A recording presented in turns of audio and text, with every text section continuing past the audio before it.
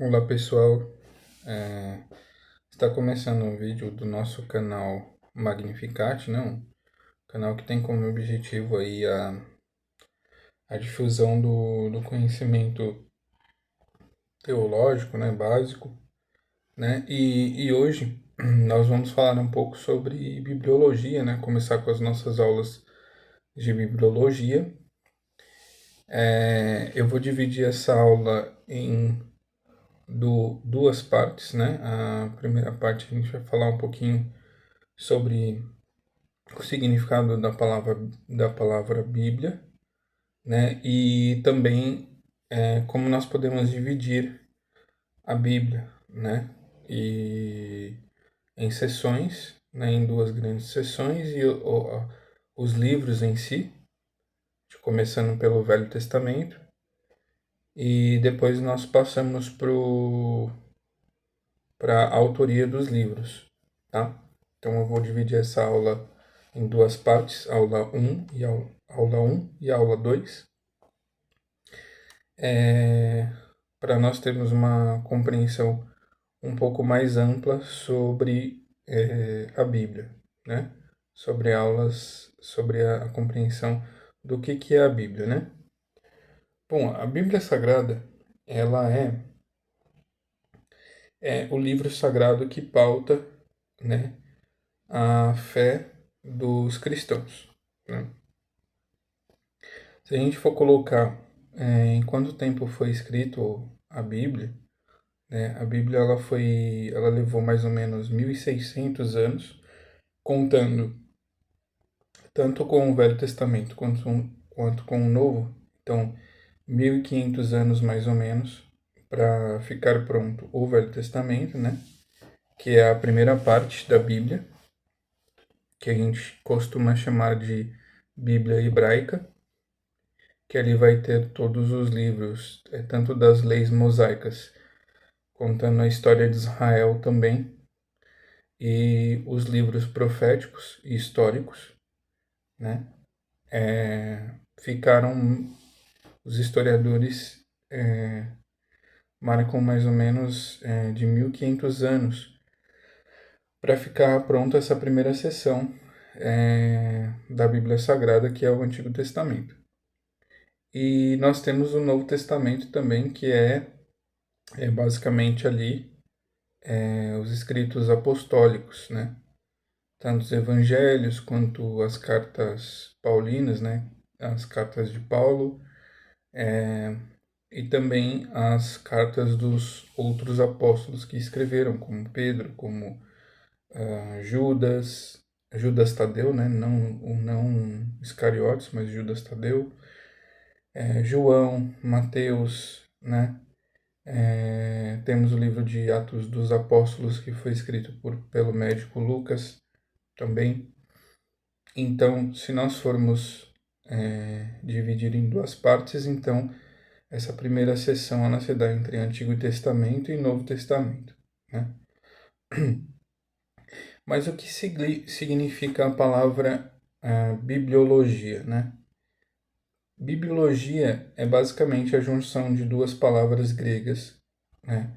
Biblos, que é livros ou rolos, né? Rolos de pergaminhos, né? E logia, que é uma palavra grega que significa estudo ou teoria, né?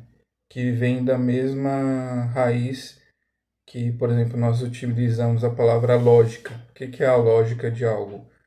É o conhecimento de algo, né? Então, bibliologia seria o estudo dos livros, né? A Bíblia também significa, biblos também significa livros, né? Então, basicamente, a Bíblia é um livro que contém em si um conjunto de livros escrito em determinadas épocas, em diferentes épocas.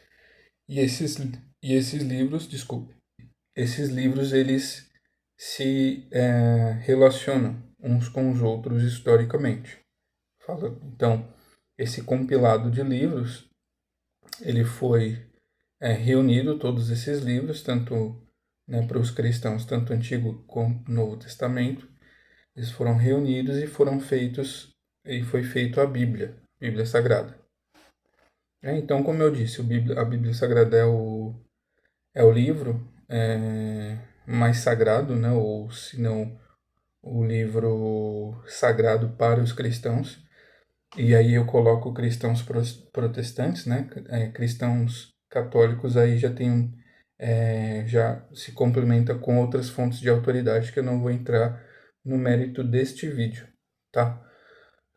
Mas então, bibliologia, basicamente, é o estudo da Bíblia, né? Então, nós vamos ver um estudo básico sobre a Bíblia, como nós dividimos a Bíblia, informações sobre este livro sagrado, os livros sagrados dos cristãos. Tudo bem? E eu peço a orientação, né, do Espírito Santo para que a iluminação do Espírito Santo nessa hora, para que ele abra o nosso conhecimento, nossa mente, para que nós possamos absorver o máximo, né, de conhecimento, para que esse conhecimento ele seja útil para o avanço do reino de Deus, né? Então vamos lá. Então, bibliologia significa estudo da Bíblia. Então, como eu disse, a Bíblia é o livro sagrado dos cristãos, né? Para os protestantes, eu como protestante, né? É a nossa única fonte de autoridade, né? A Bíblia é a nossa única fonte autoritativa para pautar a nossa fé, a fé cristã, para os protestantes. E inspirada totalmente por Deus, né? A Bíblia ela é inspirada, toda a escrita da Bíblia, todos os escritos da Bíblia, nós cristãos, acreditamos que Deus, ele colocou os autores num estado de graça em que ele inspirou, né?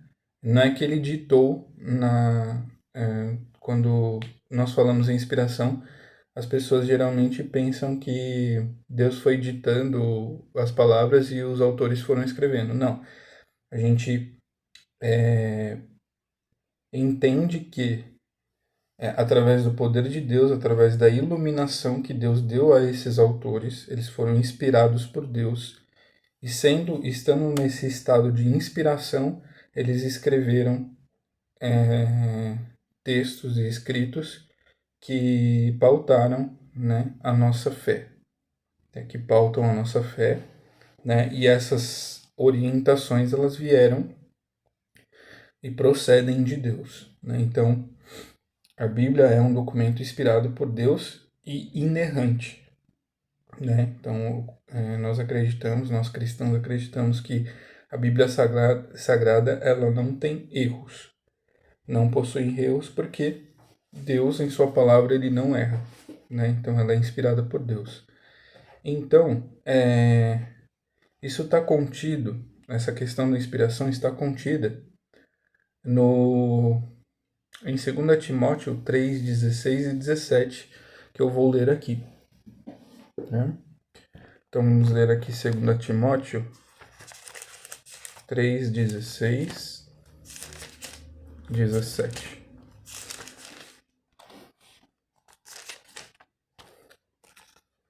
Vamos lá.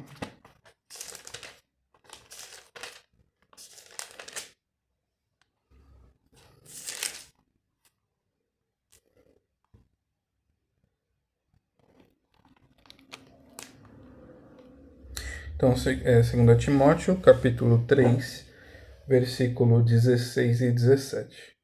Diz assim: Toda a Escritura é inspirada por Deus e útil para ensinar, refutar, corrigir, educar na justiça, a fim de que o homem de Deus seja perfeito, preparado para toda boa obra. Então, quem escreveu, né, esse texto, esse livro, de 2 Timóteo, né, tanto 1 Timóteo quanto 2 Timóteo, foi o apóstolo Paulo, né, orientando o seu discípulo Timóteo. E ele diz aqui que toda a escritura é inspirada por Deus, né, e útil para o ensino, né? Então, a palavra de Deus ela é inerrante, tá? Então, de certa forma, eu me oponho, né, os cristãos verdadeiros, né, eles se opõem a todo tipo de teologia liberal, tá? Que diz que nós nos opomos veementemente às perspectivas que não consideram a Bíblia como um livro atual, não consideram a Bíblia como um livro sem erros, né, inerrante e nem inspirado por Deus. Então nós rejeitamos toda e qualquer forma de ideia que rejeitam partes da Bíblia ou se rejeitam a Bíblia como um todo, né? Dizendo que é ultrapassada ou que ela foi escrita em um determinado contexto cultural e já não faz mais sentido segui-la, né, em nossas sociedades modernas. E nós rejeitamos essa ideia. Nós acreditamos que a Bíblia ela é atemporal. Ela faz sentido em todos os as sociedades, justamente porque Deus deixou essa palavra até o final dos tempos, né? Na verdade, até o final dos tempos não, porque ele mesmo diz em sua palavra que passarão céus e terra, mas as minhas palavras não hão de passar. Então, as palavras do Senhor são eternas. Então, a Bíblia ela é autoritativa, é nossa fonte de autoridade, ela é inspirada por Deus, né? Toda ela inspirada. Então, o Espírito Santo ele inspirou todos os autores da Bíblia a escreverem as verdades de Deus. Ela contém 66 livros, tá? E aí vai ter uma diferença entre a Bíblia católica e a Bíblia protestante, porque a partir da Reforma Protestante alguns livros foram tirados porque não foram considerados como divinamente inspirados, né? E aí já é uma outra história que a gente vai entrar em um outro vídeo, que são os livros apócrifos, né? Que nós chamamos de apócrifos. E então a Reforma Protestante não considerou certos livros e já os católicos já consideram outros livros que são os livros apócrifos ou deuterocanônicos, tá? Nós chamamos assim também. Então, como eu disse, né, a Bíblia ela foi escrita num período de 1600 anos, contando com o Velho Testamento, 1500 anos, mais 100 anos contando o Novo Testamento, né? E aí nós podemos dividir, né? Como nós dividimos então a Bíblia? A Bíblia a gente divide em dois grandes blocos, né? O primeiro bloco, a primeira divisão que nós temos é Antigo e Novo Testamento, né? E depois nós temos as divisões por livros, né? Por estrutura de livros, né? Qual é o conteúdo de determinados livros. Mas é isso aí, vou falar mais à frente. Então, dividimos entre Antigo Testamento e Novo Testamento. O que é o Antigo Testamento? O Antigo Testamento ele vai falar de toda a história do povo de Deus, né? Que Deus ele escolhe um personagem chamado Abraão, né? Na região da Mesopotâmia, mais precisamente ali na região de Ur dos Caldeus. Ele chama Abraão, né? Isso está relatado lá no livro de Gênesis. Ele chama Abraão, esse homem babilônico, e chama esse homem e diz para ele que fará dele uma grande nação, né? Uma grande nação, que vai ser posteriormente o povo judeu ou o povo hebreu, né? O povo hebreu é mais assertivo a gente falar povo hebreu nesse momento, tá? Então, a partir de Abraão, Deus começa a história, né? A história ali de um povo, né? Chama um povo, do qual esse povo viria o Messias, né? Que será revelado muito mais à frente, né? Que seria Jesus Cristo, Filho de Deus, aquele que traria a libertação a Israel, né? Então Deus chama Abraão e promete que fará dele uma grande nação, né? Que até tem o texto que fala que Deus ele chama ele para fora da tenda, Abraão para fora da tenda. Ele olha para o céu, ele vê um monte de estrelas, né? Deus fala para ele olhar para o céu e ver aquelas estrelas. E Deus fala assim para ele que, assim como ele estava vendo aquela multidão de estrelas, isso seria a descendência dele, né? Não daria para contar o tanto de descendentes que viria dele, né? Então Deus chama um povo, né? Através de Abraão, que é o povo de Israel, e o Antigo Testamento ele vai se pautar, né? Principalmente o Gênesis fala da origem desse povo e ele vai se pautar em encontrar a história desse povo, né? Até Abraão chegar em Canaã, né? Na terra que mana leite e mel. Depois os hebreus, através de José, né? José era um dos filhos de Jacó, né? Que aí é a era do patriarcado israelita.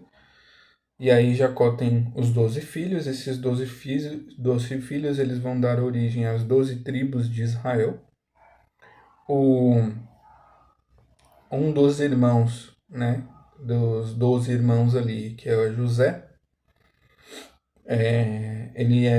tem lá a história, né, que ele é vendido como escravo, né, os irmãos tramam contra ele vai para o Egito e vira governador do Egito. E tem um período de fome, os irmãos vão procurar comida no Egito, ele já é governador do Egito, tem toda aquela história que ele reencontra os irmãos. E aí os hebreus acabam ficando, né? Os Jacó e os hebreus acabam descendo ao Egito e ficando por lá. E aí acontece que um novo faraó surge em um determinado período e começa a escravizar os hebreus. E aí nós temos o período da escravidão dos hebreus por 400 anos. Né? Então, o Antigo Testamento vai contar toda essa história, a história do povo hebreu, a reconquista da Terra Prometida, né? A questão do exílio babilônico, né? Quando os judeus eles foram invadidos tanto pelos caldeus, né? Do rei Nabucodonosor, e os assírios também, né? E aí eles vão se exilar por um período, se eu não me engano, de 70 anos na Babilônia, né? E no Império Persa também, na época de Daniel e de Esther. Os assírios também invadem a região da Palestina, ali, da região de Canaã, e vão levar os judeus cativos. E aí depois que eles voltam, né, tem a instituição do Segundo Templo, com Esdras, Neemias, enfim. E aí você vai ter os livros proféticos também, que é também nesse período em que alguns foram escritos na própria Babilônia, como o livro de Ezequiel, Daniel, enfim, e outros que antecedem a invasão desses povos vizinhos que invadem Israel. Né? Então nós temos os livros proféticos, históricos, poéticos, né? Temos livros poéticos também, que é o livro de Salmos, Provérbios, Eclesiastes, que são livros de sabedoria, né? Que foram escritos por Salomão. Tudo bem? Então, o Antigo Testamento basicamente vai se basear neste conteúdo, né? A história do povo hebreu. E aí no Novo Testamento nós vamos ter a questão dos escritos apostólicos, aí chega, né? Aí é cumprida a promessa, né? Do Salvador do mundo, ele chega ao mundo, Jesus Cristo, que foi profetizado já no Antigo Testamento que ele viria, tá? O Filho de Deus viria. Então, todo o Antigo Testamento, né, para um cristão, nós vemos o Antigo Testamento como um prelúdio, né, como um aviso que o Messias chegaria. Né, e aí se cumpre no Novo Testamento essa promessa. E aí no Novo Testamento nós podemos dividir entre os evangelhos, que são relatos de testemunhas, algumas testemunhas oculares, né? Outras não, né? Por exemplo, Lucas, por exemplo, não foi testemunha ocular, né? mas ele recebeu relatos de outras pessoas, né? Mas, por exemplo, João e Mateus foram apóstolos que andaram com Jesus, né? Foram discípulos de Jesus e testemunhas oculares do próprio Cristo. Então, o Novo Testamento ele vai ter esses livros, os evangelhos, que são relatos da vida de Jesus e dos feitos de Jesus Cristo, né? Do próprio Deus encarnado. E aí nós vamos ter as cartas apostólicas, que eram cartas que eram escritas às igrejas que foram fundadas pelos apóstolos. A maioria das cartas foi escrita pelo apóstolo Paulo, até porque Paulo teve um engajamento missionário muito grande, né, em relação à fundação das suas igrejas, né. Paulo andou, o apóstolo Paulo costuma pensar que ele foi um missionário de fato, porque a maioria dos discípulos, né, a maioria da igreja primitiva, num primeiro momento, eles estavam muito enclausurados ali na região da Judéia, né, em Jerusalém. Só que aí depois, com as perseguições, eles foram se dispersando e fundando igrejas em outras regiões, né, como, por exemplo, no leste europeu, na Ásia Menor, né, a maioria regiões como a da Turquia. Então essas são as primeiras igrejas que vão surgindo. E muito pelas contribuições do trabalho missionário do apóstolo Paulo, né? Então Paulo fundou muitas igrejas, né? E viajou também, as viagens missionárias de Paulo também, né? Então foi um grande, o apóstolo Paulo é um dos, na minha concepção, um dos maiores apóstolos, né? Se é que eu posso dizer isso, é claro que cada um tem a sua importância e significado, mas o apóstolo Paulo, ele teve um, um trabalho missionário muito interessante, né? E teve muito sucesso na sua caminhada missionária. E aí nós temos também livros como de Pedro, né? Pedro escreveu também cartas. Judas Tadeu, né? Não Iscariotes, porque Iscariotes ele acabou se suicidando. Quem substituiu ele foi Matias. O próprio João também, né? João escreveu os evangelhos, tanto os evangelhos como o 1 João, cartas, né? Apostólicas, e escreveu um livro muito notável, que é muito estudado e muito enigmático, tem vários símbolos envolvidos, que é o livro do Apocalipse, que fala que é o principal livro ali de escatologia, né? Quando nós vamos estudar as profecias dos últimos tempos, né? Então, basicamente, nós dividimos entre Antigo Testamento e Novo Testamento, essa primeira divisão principal, e depois dividimos os livros em si, né? Então, então, o Antigo Testamento, qual que é o conteúdo do Antigo Testamento? Basicamente, se a gente for fazer um resumo, é sobre a história de Israel, do povo de Deus, a história dos hebreus.